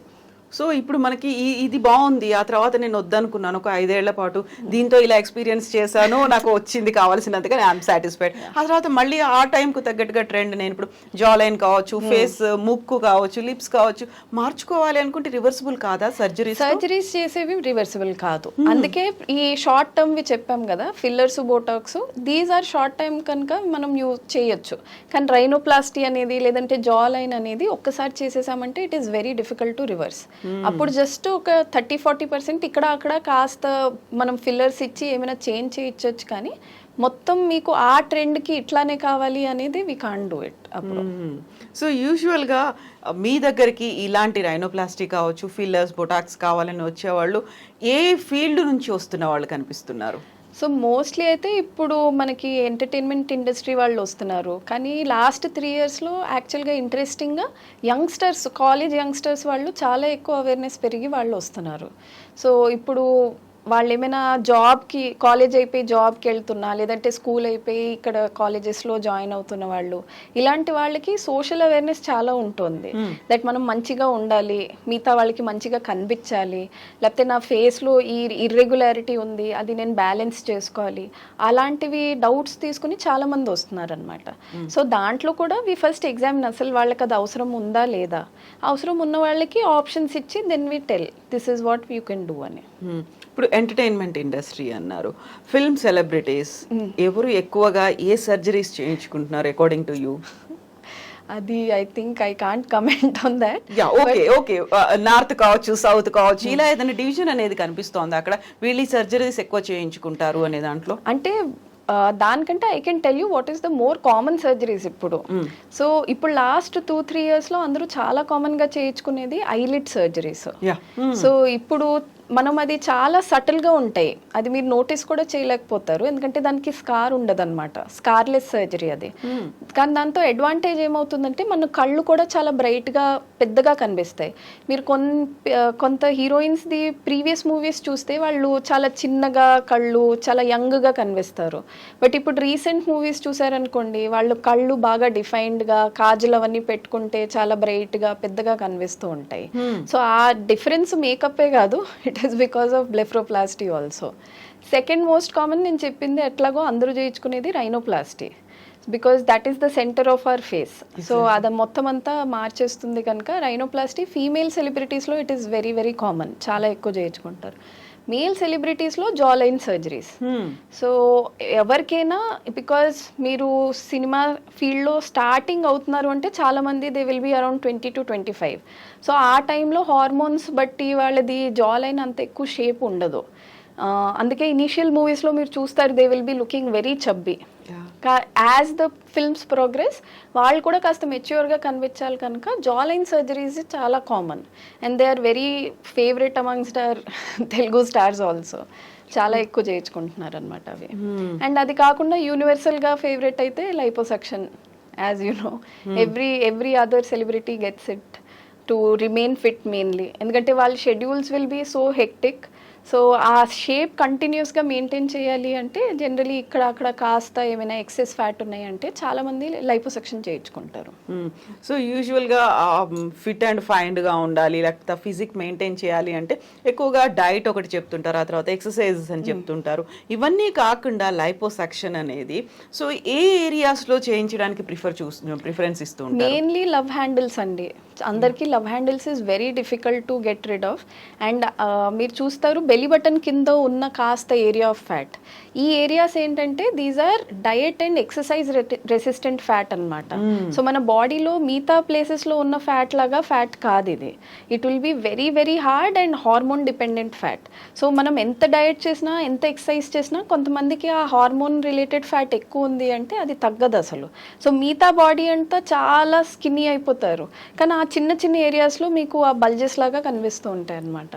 సో మిగతా బాడీకి ప్రపోర్షన్లో ఉండడానికి ఈ ఏరియాస్లో మేము చిన్న మినీ లైపోసక్షన్స్ చేస్తూ ఉంటాం. ఎంత టైం పడుతుంది? ఈ స్మాల్ ఏరియాస్ అంటే ఒక 1-1.5 hourలో చేసేయచ్చండి. పెద్ద ఫుల్ ఏరియాస్ అనుకోండి, అంటే ఫుల్ అబ్డామిన్ చేయాలి అంటే అప్పుడు then it takes around 2 to 3 hours. ఒక ఆల్మోస్ట్ 10-12 ఇయర్స్ బ్యాక్ టాలీవుడ్లో ఒక hero very first time liposuction చేసుకున్నారు. ఇన్ని కిలోలలో ఏంటి అది కొవ్వు లాంటి పదార్థాన్ని బయటకు తీశారు అని చెప్పి బకెట్ల లాంటివి చూపించేసి ఆ ట్యూబ్స్ చూపించేసి ఒక ఫోటో ఒకటి రిలీజ్ చేశారు. నిజంగా ఒక పర్సన్ కి ఇప్పుడు ఎక్సెస్ ఉంది, మనకి మీరు అన్నట్టుగా డిజైర్డ్ షేప్ రావాలి అంటే ఎలా తీస్తారు, ఎంత తీస్తారు మీరు ఆ కొవ్వుని? సో ఫస్ట్ ఆఫ్ ఆల్ ఆ పర్సన్ది ఎంత ఫ్యాట్ పర్సంటేజ్ ఉంది అది మనం క్యాల్కులేట్ చేయాలి. దాన్ని బట్టి అంటే ఎక్కడ ఎక్కువ కాన్సన్ట్రేషన్ ఉంది ఆ ఫ్యాట్ అది అనలైజ్ చేస్తే చాలా మందికి అబ్డామిన్ చుట్టూ ఉంటుందన్నమాట, అంటే కడుపు చుట్టూ ఫ్యాట్ ఎక్కువ ఉంటుంది. సో ఆ ఏరియాస్ చూసి మేము 3Dగా ఒకటి ఫస్ట్ ఆఫ్ ఆల్ చూసుకుంటాము దట్ ఏ ఏరియాస్లో ఎక్కువ ఉంది, ఏ ఏరియాస్లో ఇంకా మనం కర్వేచర్ తీసుకుని రావాలి. దాన్ని బట్టి మనకి ఒక ఐడియా వస్తుంది. సో ఇప్పుడు ఎవరికైనా కడుపు చుట్టూ ఫ్యాట్ ఉంది ఫ్రంట్ మొత్తం అంటే అరౌండ్ ఒక 3 liters ఫ్యాట్ మనం తీయచ్చు. అదే మొత్తం ఉందనుకోండి, ఫ్రంట్ బ్యాక్ సైడ్స్ అన్నీ ఉన్నాయంటే అలాంటి వాళ్ళలో ఈవెన్ 5 to 6 liters కూడా తీయచ్చు. సో అలా ఒక్కొక్క ఏరియాకి ఒక్కొక్క మనకి టేబుల్ ఉంటుంది దట్ ఇంత తీయచ్చు అని. And obviously if they are more fat, లేదంటే చాలా ఎక్కువ ఫ్యాట్ డిపాజిషన్ ఉంది, వెయిట్ కూడా చాలా ఎక్కువ ఉంది అంటే అలాంటి వాళ్ళలో ప్రపోర్షనేట్లీ ఇంకా ఎక్కువ ఫ్యాట్ ఆస్పిరేట్ చేయొచ్చు. సాగ్ అవదా అప్పుడు తీసిన తర్వాత స్కిన్ అనేది అక్కడ? సో దానికి కూడా ఇప్పుడు టెక్నాలజీస్ వచ్చాయి, అంటే స్కిన్ టైట్నింగ్ టెక్నాలజీస్ అంటాం అనమాట. సో సేమ్ సిట్టింగ్ లోనే మనం ఫ్యాట్ తీసాక స్కిన్ టైట్ చేయడానికి కూడా మెషిన్స్ ఉంటాయి. So they work very nicely. Okay, so ఇప్పుడు మీరు లైపోసెక్షన్తో అక్కడ ఉన్నటువంటి ఫ్యాట్ అంతా తీసేసిన తర్వాత అది అలాగే ఉంటుందా? మళ్ళీ వాళ్ళు ఫిజిక్ మెయింటైన్ చేయాలంటే ఓవర్గా ఎక్సర్సైజ్ ఇట్లాంటివన్నీ? ఇప్పుడు మనం ఏం చేస్తున్నామంటే ఒక ఏరియా నుంచి ఫ్యాట్ తీసేస్తున్నాం, సో అక్కడ మళ్ళీ మీకు ఎప్పుడు లైఫ్ లాంగ్ ఫ్యాట్ రాదు. కానీ బాడీ ఈజ్ వెరీ ఇంటెలిజెంట్. ఇప్పుడు మీ బాడీ రిక్వైర్మెంట్ ఒక 50 calories అనుకోండి సే ఫర్ ఎగ్జాంపుల్, కానీ మీరు 100 calories తింటున్నారంటే ఆ మిగతా 50 calories బాడీ ఎక్కడో సేవ్ చేసుకోవాలి, కడుపు దగ్గర సేవ్ చేసుకోలేదు ఎందుకంటే అక్కడి నుంచి మనం తీసేసాం. సో అప్పుడు ఏమవుతుందంటే మీకు ఆర్మ్స్కైనా థైస్కైనా ఇలాంటి ఏరియాస్లో ఫ్యాట్ డిపాజిషన్ అవుతుంది అనమాట. సో అందుకే సర్జరీ అయ్యాక కూడా we ask patients to maintain a healthy life style. అంటే నేను చెప్పను దట్ మీరు రోజు జిమ్కి వెళ్ళిపోయి 3 గంటలు ఎక్సర్సైజ్ చేయండి అని, but at least every alternate day or 3 times a week ఒక 30 to 40 వాక్ డైలీ చేస్తే మంచిది. అది కాకుండా హెల్తీగా తినండి. అంటే ఇవాళ మొత్తం బిర్యానీ తిన్నారు అంటే అట్లీస్ట్ రేపు కాస్త హెల్తీగా ఇంట్లో ఫుడ్, సలాడ్స్ అట్లాంటివి తినండి. So you don't need to give up your life style, కానీ కాస్త బ్యాలెన్స్డ్గా ఉంటే ఆ రిజల్ట్స్ మెయింటైన్ అవుతాయి అన్నమాట. ఇప్పుడు హోల్ బాడీ చేయించుకోవాలి అనుకున్నప్పుడు వాళ్ళకి అదర్ రీజన్స్ ఏవో ఉంటాయి, జెనెటికల్గా వచ్చే డిసార్డర్స్ కావచ్చు, ఒబేసిటీ కావచ్చు, థైరాయిడ్ కావచ్చు, డయాబెటిక్స్, ఇలాంటి వాటితో కూడా ఓవర్ వెయిట్ అయ్యే వాళ్ళు ఉంటారు. వాళ్ళకి మీరు ఏం సజెస్ట్ చేస్తారు? లైపోసెక్షన్ వాళ్ళకి యూస్ఫుల్లేనా? ఎస్, యాక్చువల్లీ మీరు ఈ పాయింట్ చెప్పారు కనుక నేను చెప్దాం అనుకున్నా. ఇప్పుడు కాలంలో ఫీమేల్స్లో చాలా ప్రెవలెంట్ ఉండేది ఒకటి లైపెడిమా అనేది ఉంటుందన్నమాట. అంటే వాళ్ళకి డిస్ప్రపోర్షనేట్గా ఫ్యాట్ కాళ్ళల్లో చేతుల్లో అక్యుములేట్ అయిపోతుంది. వాళ్ళు ఎంత వెయిట్ లాస్ అవుతున్నా కానీ ఆ ఏరియా ఫ్యాట్లోనే ఉంటుందన్నమాట. సో అలాంటప్పుడు పాపం ఇంట్లో వాళ్ళు ఏమంటారు, నువ్వు డైట్ చేయి తగ్గిపోతావు, లేదు అంటే నువ్వు సరిగ్గా ఎక్సర్సైజ్ చేయట్లేదేమో అని. కానీ ఆ డిఫరెన్సియేషన్ చేయాలి. లైపెడిమా అనేది ఏంటి అంటే అది జెనెటిక్లీ లేదంటే వాళ్ళకి ప్రాబ్లం వస్తే అలాగా ఫ్యాట్ అక్యుములేషన్ అవుతుంది. సో అది మామూలుగా డయట్తో ఎక్సర్సైజ్తో పోయేది కాదు. అలాంటి వాటికి మనం మాన్యువల్గా లైపోసెక్షన్ చేస్తేనే వాళ్ళకి హెల్ప్ అవుతుంది అనమాట. అలాగే సేమ్ మీరు చెప్పినట్టు ఇప్పుడు హైపోథైరాయిడ్ ఇండివిజువల్స్ కొంతమంది చాలా తొందరగా ఫ్యాట్ అక్యుములేట్ చేసుకుంటారు. వాళ్ళు మళ్ళీ థైరాయిడ్ టాబ్లెట్స్ తీసుకుని నార్మల్ వచ్చినా కానీ ఆ అక్యుములేట్ అయిన ఫ్యాట్ పోదన్నమాట. సో అలాంటి వాళ్ళకి మేము ఈ ఆప్షన్ ఇస్తాము దట్ మీరు లైపోసెక్షన్ చేసుకోవచ్చు అని. ఇవన్నిట్లో ఏమవుతుందంటే ఒక డిజీజ్ బాడీలో నడుస్తున్న కొద్దీ మన బాడీ ఫ్లూయిడ్ ఫ్యాట్ చాలా అక్యుములేట్ చేసుకుంటుంది. మీరు నార్మల్ వచ్చినా కానీ ఆ ఫ్యాట్ మొత్తం పోతుందా అనేది గ్యారంటీ ఉండదన్నమాట. సో అలాంటప్పుడు liposuction will come in to help. So ఇప్పుడు లైపోసెక్షన్ అనగానే దీంట్లో కూడా సైడ్ ఎఫెక్ట్స్ అనేది ఉంటాయి అనేది, ప్రాపర్గా చేయకపోతే ప్రాణాల మీద కూడా తీసుకొస్తుంది. కొన్ని ఎగ్జాంపుల్స్ కూడా మనం చూసాం, హైదరాబాద్లో కూడా అలాంటి ఇన్సిడెంట్స్ అనేవి జరిగాయి. దానికి మీరు ఎవరికి ఇది సూట్ అవుతుంది, ఏజ్ వాళ్ళు చేయించుకోవాలి, ఏజ్ వాళ్ళకి అసలు ఇది సూట్ కాదు, మీరు డిఫరెన్షియేట్ చేసి చెప్తారా? Yes definitely. ఇప్పుడు ఒక పేషెంట్ వచ్చారంటే first of all lower cut off age is always 18-19 years కింద వాళ్ళకి మేము చేయము.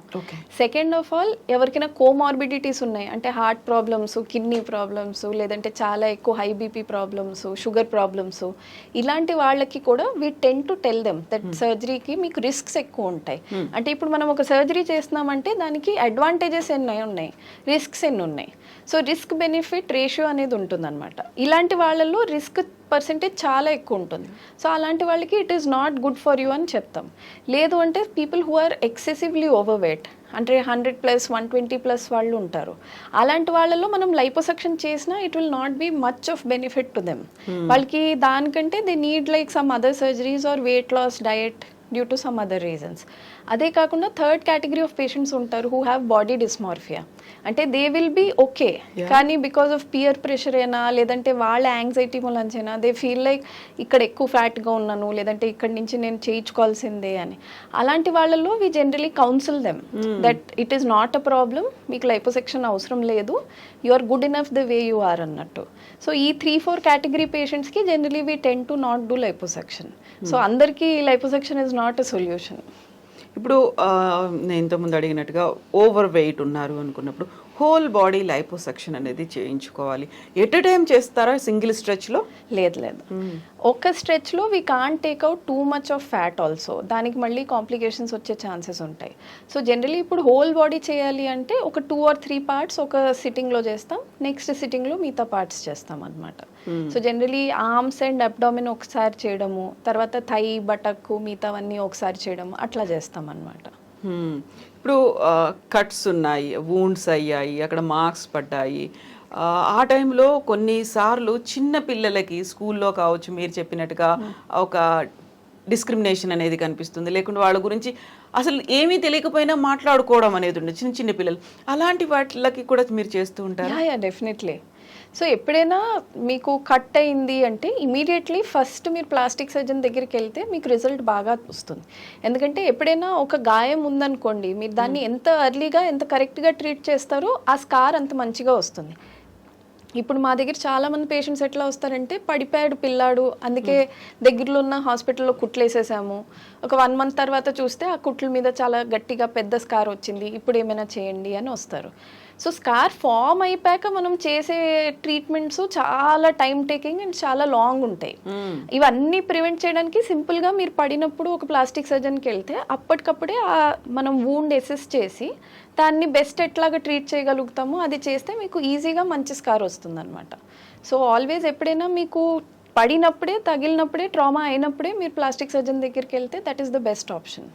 బట్ యూజువల్గా అప్పుడు రక్తం కారిపోతుంది, లేకుంటే కుట్లు వేయాల్సినటువంటి పరిస్థితి ఉంది, అన్కాన్షియస్గా ఉన్నారు అన్నప్పుడు ఇమ్మీడియట్గా ఒక జనరల్ సర్జన్ దగ్గరకో ఇంకో హాస్పిటల్ దగ్గరకో తీసుకెళ్తారు. అక్కడ సర్జరీ అనేది అవుతుంది తప్ప ఎవరికైనా అలాంటి ఆలోచన వస్తుందా ప్లాస్టిక్ సర్జన్ దగ్గరికి? ఎందుకంటే ఆ టైంలో వాళ్ళు కన్సిడర్ చేసేది అది లైఫ్ థ్రెటనింగ్ ఏమో, ఇంకేదైనా అవుతుందేమో అనుకుంటారు కదా. కానీ చాలా మందికి ఆ అవగాహన లేదేంటి అంటే ప్లాస్టిక్ సర్జరీది ఒక పార్ట్ ఈస్ ట్రామా. సో అలా లైఫ్ థ్రెటనింగ్ ఇంజరీస్ని కూడా మేము ట్రీట్ చేస్తాము. ఇప్పుడు ఫర్ ఎగ్జాంపుల్ డీప్ కట్స్ ఉంటాయి కొన్నిసార్లు, అంటే బైక్ మించి పడిపోతే తొడ దగ్గర ఇక్కడ ఏదో ఆర్టరీ కట్ అయిపోయింది, బ్లీడ్ అవుతుంది అంటారు. సో అలాంటివి కూడా మేము రిపేర్ చేస్తాము. సో మీరు ఇమీడియట్గా వస్తే లోపల, అంటే బయట కుట్లే కాదు లోపల నుంచి కూడా రిపేర్ ఏముంటుందో అవి కూడా మేము చేస్తాం అనమాట. So in case if you're not near a hospital which has plastic surgeon, మీరు వెళ్ళి ఫస్ట్ బేసిక్ సూచర్స్ వేయించుకోండి వాట్ ఎవర్ ఇస్ దేర్. కానీ ఇమీడియట్గా within 24-48 hours next plastic surgeon దగ్గరికి వచ్చేస్తే ఆ బ్లీడింగ్ అనేది స్టాప్ అయ్యాక then next thing we can do. లేదు అంటే మీరు బేసిక్ ఫస్ట్ ఎయిడ్ తీసుకునేనా ప్లాస్టిక్ సర్జన్ దగ్గరికి వచ్చేస్తే whatever is the issue మేము ఇంట్రాఆపరేటివ్లీ అది సార్ట్ అవుట్ చేస్తాం. సో బట్ ఈ ఆలోచన మాత్రం ఇమ్మీడియట్గా రాదు కదా. మీరు చెప్పినట్టుగా లోపల ఏదైనా డ్యామేజ్ అయింది అనుకుంటే దాన్ని కూడా మీరు చేస్తారు, సర్జరీ చేస్తారు, రిపేర్ చేస్తారు అనేది. యూజువల్గా ప్లాస్టిక్ సర్జరీ అనగానే బయట కనిపించేటువంటి ఆ కాంటూర్ ఏదైతే ఉందో దాన్ని మాత్రమే వీళ్ళు గ్లోరిఫై చేసి చూపిస్తారు, లేకుంటే దానికి కరెక్షన్స్ ఉంటాయి అనేది ఉంటుంది కదా. లేదు, ప్లాస్టిక్ సర్జరీ అనేది చాలా వాస్ట్ అండి. హెడ్ టు టో ప్రతి ఆర్గన్కి మేము సర్జరీ చేస్తాము. సో ఇప్పుడు దాంట్లో కూడా చాలా సబ్ స్పెషాలిటీస్ ఉంటాయి. అంటే ప్లాస్టిక్ సర్జరీ అనే బ్రాంచ్లో దెర్ ఆర్ అగైన్ ఒక 20 సబ్ స్పెషాలిటీస్. సో ఇలా బర్న్స్ అంటే కాలిన వాళ్ళని, లేదంటే చిన్నపిల్లలకి మీరు చూస్తారు క్లెఫ్ట్ డిఫార్మిటీస్ అనేవి ఉంటాయి, లేదంటే వేళ్ళు ఒక 10 వేళ్ళు 15 వేళ్ళు అని వస్తారు. సో ఆ ఎక్స్ట్రా ఫింగర్స్ వాళ్ళు, లేదు అంటే ఏమైనా ఫేస్లో డిఫార్మిటీస్తో పుట్టిన వాళ్ళు ఇలా. సో కంజనైటల్ అబ్నార్మాలిటీస్, బర్న్స్, ఇదే కాకుండా బ్రెస్ట్ సర్జరీస్, బ్రెస్ట్లో ఏమైనా ప్రాబ్లమ్స్ వస్తే అవి, క్యాన్సర్ సర్జరీస్. ఇప్పుడు క్యాన్సర్కి మళ్ళీ రీకన్స్ట్రక్షన్ చేస్తూ ఉంటారు కదా, మనకి మూవీస్ ముందు మీకు వస్తూ ఉంటుంది చూడండి యాడ్. సో వాళ్ళు ఆ జా తీసేసాక ఆ జాని రీకన్స్ట్రక్షన్ చేసేది కూడా మేము చేస్తాము. అదే కాకుండా ట్రామా, ఇట్లా ఎక్కడైనా మీకు లోపల ఏమైనా నర్వ్ కట్ అయిపోయింది, వెసల్ కట్ అయిపోయింది, లేదంటే ఆర్థోపెడిషియన్స్ వాళ్ళు బోన్ ఫిక్స్ చేశారు కానీ పైన మీకు అంత టిష్యూ పోయింది అంటే అవన్నీ కూడా మేము చేస్తాం అనమాట. బట్ ఇంతకుముందు నేను చెప్పినట్టుగా ఇవన్నీ కాదు, సపరేట్గా ఒక ఆర్థోపెడిక్ ఇలాంటివన్నీ ఉన్నప్పుడు మనం ఫిక్స్ అయిపోతాం, ఎస్ ఈ పర్సన్ లేకుంటే ఈ డాక్టర్ దీన్ని క్యూర్ చేస్తారు, దీన్ని ట్రీట్ చేస్తారు, సర్జరీస్ చేస్తారు అనేది. ప్లాస్టిక్ సర్జరీ కానీ కాస్మెటిక్ సర్జరీ అనే ఒక ఫీల్ అది అలాగే డెవలప్ అయ్యి ఉంది కదా. ఇప్పటిదాకా ఎంటర్టైన్మెంట్ ఇండస్ట్రీ కావచ్చు, మిగతా వాళ్ళు కావచ్చు, వెళ్తోందంతా దీనికోసమే, దాన్ని ఎన్హాన్స్ చేస్తారు అనే ఒక ఫీల్. ఎగ్జాక్ట్లీ. సో అలా కాకుండా plastic surgery has answers for all questions. So మీరు హెడ్ టు టో ఏది అడిగినా కానీ అన్ని మిగతా డిపార్ట్మెంట్స్కి కూడా మేము యాక్చువల్లీ ఎయిడ్ ఇస్తూ ఉంటాం అనమాట. సో ఇప్పుడు క్యాన్సర్ సర్జన్స్ తీసాక రిసెక్షన్ చేయాలి, తర్వాత రీకన్స్ట్రక్షన్ చేయాలంటే మమ్మల్ని పిలుస్తారు. ఆర్థోపెడిషియన్స్ వాళ్ళు బోన్ ఫిక్స్ చేశాక పైనది మనం రిపేర్ చేయాలంటే మమ్మల్ని పిలుస్తారు. అలా చాలా ఈచ్ డిపార్ట్మెంట్ తోటి మేము కలిసి పనిచేస్తూ ఉంటాం అనమాట. సో ఇప్పుడు మనం మేల్ ఫిమేల్ గురించి మాట్లాడుకున్న తర్వాత ఈ మధ్య కాలంలో ఎక్కువగా వినిపిస్తోంది ట్రాన్స్జెండర్స్కి సంబంధించి. సో వాళ్ళకి కావాల్సినటువంటి సర్జరీస్ అనేది మీరు చెప్పినట్టుగా అన్ని రకాలు, అన్ని విభాగాలు ఇందులో ఉన్నాయన్నప్పుడు వాళ్ళకి అవసరమైనటువంటి surgeries do you perform? Yes definitely. Unfortunately ఇప్పుడు there are very less number of surgeons who do these surgeries. ఎందుకంటే ఇవి చాలా ఎక్స్టెన్సివ్ సర్జరీస్ కూడా, చాలా కాంప్లెక్స్ సర్జరీస్ అనమాట. So generally male to female అయినా, ఫీమేల్ టు మేల్ అయినా there are 3 types of surgeries. Top surgeries అంటాం, బాటమ్ సర్జరీస్ అంటాం, అండ్ మళ్ళీ ఇలా special facial and other surgeries ఉంటాయి అన్నమాట. సో టాప్ సర్జరీస్ అంటే ఇప్పుడు మేల్ టు ఫీమేల్ చేయాలంటే బ్రెస్ట్ ఇంప్లాంట్స్ పెట్టాలి, ఫీమేల్ టు మేల్ చేయాలంటే బ్రెస్ట్ రిడక్షన్ చేయాలి. చాలామంది మోస్ట్ కామన్లీ ఇదే చేయించుకుంటారు, ఎందుకంటే దీస్ ఆర్ సింప్లర్ ఆల్సో, వీటికి రిస్క్స్ తక్కువ ఉంటాయి, పోస్ట్ ఆపరేటివ్ కాంప్లికేషన్స్ కూడా తక్కువ ఉంటాయి. బాటమ్ సర్జరీస్ అనేవి దే ఆర్ వెరీ కాంప్లెక్స్. అది ఒక సిట్టింగ్లో కాదు, some times it takes 2-3 sittings అనమాట. సో ఆ 2 sittings పట్టాక తర్వాత రికవరీకి కూడా ఇట్ టేక్స్ అట్లీస్ట్ 2 months అలాగా. సో ఇవన్నీ very long and complex procedure. ఒక సింగిల్ సర్జరీ లేదంటే ఒక వారంలో అయిపోయేటట్టు కాదు ఇవి. సో ఎక్కువగా గతంలో వినిపించేది ఇలాంటి ట్రాన్స్జెండర్ సర్జరీస్ కోసం ముంబైకి వెళ్ళేవాళ్ళు, అక్కడే ఎక్కువ అవుతూ ఉంటాయి, సపరేట్గా ఒక లొకాలిటీ ఉంది అక్కడ చేస్తూ ఉంటారు అనేది. సో ఇక్కడ మన దగ్గర కూడా హైదరాబాద్లో కూడా యా డెఫినెట్లీ ఇప్పుడు మల్టీ స్పెషాలిటీ హాస్పిటల్స్లో కూడా కొన్ని ప్లేసెస్లో స్టార్ట్ చేశారు. హైదరాబాద్లో కూడా ఇప్పుడు ఆండ్రాలజిస్ట్ వీళ్ళందరూ కూడా బాగా స్టార్ట్ చేశారు. ఇదంతా ఏంటంటే ఒక సింగిల్ పర్సన్ అప్రోచ్ ఉండదు. ఇలాంటి దాంట్లో you need an endocrinologist, psychiatrist, plastic surgeon, తర్వాత వాస్కులర్ సర్జన్ అండ్ ఆండ్రాలజిస్ట్. వీళ్ళందరూ కలిపితేనే we can do these multiple surgeries అన్నమాట. సో దానికి యూజువల్గా ఎలా చార్జ్ చేస్తుంటారు, ఎంత ఉంటుంది, సిట్టింగ్స్ అనేవి ఉంటాయి కదా, ఎన్ని సిట్టింగ్స్తో అవుతుంది? సో ఒక పేషెంట్ వచ్చారంటే జనరలీ ఫస్ట్ వాళ్ళని కౌన్సిల్ చేస్తాం, అంటే వాళ్ళకి ఏమేమి సర్జరీస్ కావాలి అని. బికాజ్ అందరికి ఆల్ సర్జరీస్ రిక్వైర్మెంట్ ఉండదు. యాజ్ ఐ సెడ్ కొంతమంది సిర్ఫ్ only upper part of the surgery చేయించుకుంటారు. అలాంటి వాళ్ళకి you can get the surgery done by 1.5 to 2 lakhs మధ్యలో కూడా అయిపోతుంది. కానీ అదే ఇప్పుడు మీరు బాటమ్ సర్జరీస్ చేయించుకోవాలనుకోండి, దాంట్లో మళ్ళీ స్టెప్స్ ఉంటాయి, కాంప్లెక్సిటీస్ ఉంటాయి. So the amount can go anywhere between like 10 to 15 lakhs also. అంటే నెంబర్ ఆఫ్ సిట్టింగ్స్ బట్టి వాళ్ళకి ఏమేమి చేంజెస్ కావాలి, ఎంత కాంప్లెక్స్ ఉంది, తర్వాత పోస్ట్ ఆపరేటివ్ వాళ్ళు ఎంత రోజులు ఉన్నారు, ఇవన్నిటితో చాలా మటుకు మళ్ళీ చేంజ్ అవుతుంది అనమాట. సో ఇప్పటిదాకా మనం ఇన్ని మాట్లాడుకున్నాం కదా, ఇన్ని మాట్లాడుకున్న దాంట్లో కూడా చూడాల్సింది ఇప్పుడు నాకు I want to have some other shape ఇంకొకటో కావాలి అనుకున్నప్పుడు ఎలా ఐడెంటిఫై చేయాలి, నేను ఎవరి దగ్గరికి వెళ్తున్నాను అనేది, లేకపోతే వాళ్ళ దగ్గర ట్రైన్డ్ ఉన్నారా, సర్టిఫైడ్ ఉన్నారా, ఎక్స్పీరియన్స్డ్ ఉన్నారా, ఎలా తెలుసుకోవాలి నేను? ఫస్ట్ ఆఫ్ ఆల్ ఇప్పుడు మీరు ఏమైనా కాంటూరింగ్కి వెళ్తున్నారు, లైపోసక్షన్, సర్జికల్కి వెళ్తున్నారంటే వాళ్ళు ప్లాస్టిక్ సర్జనే అవ్వాలి. ఏదో కాస్మెటిక్ ఫెలోషిప్ చేసిన వాళ్ళు, స్పెషలిస్ట్స్ ఇట్లాంటివి కాదు. సో మన ఇండియాలో ట్రైన్ అయిన వచ్చిన వాళ్ళకి MCH అనేది డిగ్రీ ఇస్తామన్నమాట. So MCH in plastic surgery లేదంటే DNB ఇన్ ప్లాస్టిక్ సర్జరీ, ఈ డిగ్రీస్ ఉండడం కంపల్సరీ. ఇది కాకుండా తర్వాత ఎన్ని ఇయర్స్ ఆఫ్ ట్రైనింగ్ ఉంది వాళ్ళకి, వాళ్ళు ఫారెన్ వెళ్ళి ఏమైనా ట్రైన్ అయ్యి వచ్చారా, లేదంటే ఇండియాలోనే ఎవరి కిందైనా ట్రైన్ అయ్యి వచ్చారా, ఇది క్రెడెన్షియల్స్ చూడడం చాలా ఇంపార్టెంట్. అది కాకుండా మీరు పేషెంట్ రివ్యూస్ కూడా చదువుతారు కదా, దాంట్లో మీరు చూడండి. ఇప్పుడు కొన్ని డాక్టర్స్కి స్పెసిఫిక్గా కొన్ని ట్రీట్మెంట్స్ వాళ్ళు చాలా ఎక్కువగా పర్ఫామ్ చేస్తూ ఉంటారు. అంటే కొంతమంది డాక్టర్స్ ఓన్లీ హెయిర్ ట్రాన్స్ప్లాంట్స్ ఎక్కువ చేస్తారు, కొంతమంది లైపోసెక్షన్ ఇవన్నీ చాలా బాగా చేస్తారు. సో అలా రివ్యూస్ కూడా చూస్తూ ఉండండి, దట్ ఏ డాక్టర్ దగ్గర ఏ ప్రొసీజర్స్ బాగున్నాయి అని. అది అయ్యాకనే జస్ట్ మేక్ ష్యూర్. ఇప్పుడు మీరు ఏ డాక్టర్ పేరైనా కొట్టారు అంటే మీకు వాళ్ళది క్రెడెన్షియల్స్ అన్నీ వచ్చేస్తాయి. ప్రాక్టోలో అయినా లైబేట్ అనైనా ఉంటాయి, లేదు అంటే వాళ్ళ ఓన్ పేజెస్ అయినా ఉంటాయి. సో వాటిలో వెళ్ళి వాళ్ళు ఏ కాలేజ్ నుంచి చదివారు, ఎప్పుడు పాస్ అవుట్ అయ్యారు, ఎన్ని డిగ్రీస్ ఆఫ్ ఎక్స్పీరియన్స్ ఉంది, ఇవన్నీ మనకి చూస్తే ఒక ఐడియా వస్తుంది. ఓకే, వీళ్ళు ఇంత సీనియరు చేయగలుగుతారా లేదా, వీళ్ళకి ఎంత అవేర్నెస్ ఉంది, ఎంత వాళ్ళది ఉంది ఎక్స్పీరియన్స్ అని. But don't get it done by anyone who has just basic MBBS degree, లేదు అంటే నేను ఎక్కడో బయట నుంచి నేర్చుకుని వచ్చాను, ఇలాంటివి చాలామంది రాసుకుంటారు. లేదంటే నేను కాస్మెటిక్ సర్జను, జస్ట్ ఎవరి కిందో నేర్చుకున్నాను అన్నట్టు. That is not correct. ఈ specific MCh or DNB in plastic surgery అనేది కంపల్సరీ ఉండాలి. Thank you so much doctor Varnika. Bold అనే విషయాల గురించి మనం మాట్లాడుకున్నాం, ఎట్ ద సేమ్ టైం తీసుకోవాల్సినటువంటి జాగ్రత్తల గురించి కూడా. We will have such kind of conversations. Thank you so much. Coming days అండి. చాలా ఇంట్రెస్టింగ్ క్వశ్చన్స్ అడిగారు, అందుకే నాకు కూడా చెప్పడానికి బాగా అనిపించింది. Thank you so much doctor. Thank you. Thank see you. You Thank again. Thank you.